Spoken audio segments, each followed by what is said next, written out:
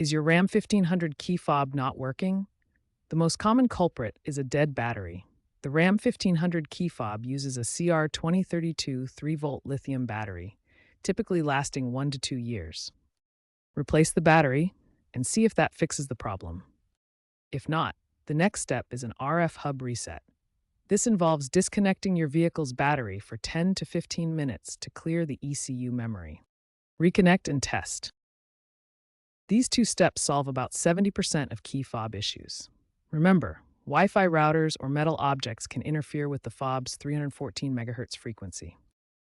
If battery replacement and an RF hub reset don't work, you might need to relearn or reprogram the fob to your vehicle.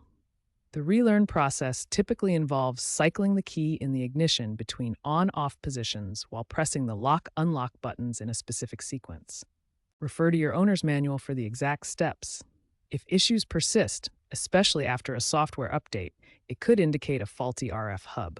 Some 2013-2024 RAM 1500 models and some 2023-2025 had RF hub issues with a recall in early 2025.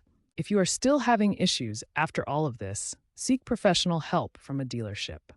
They may offer free replacements for some of these recalls. Improper relearning can damage the ECU.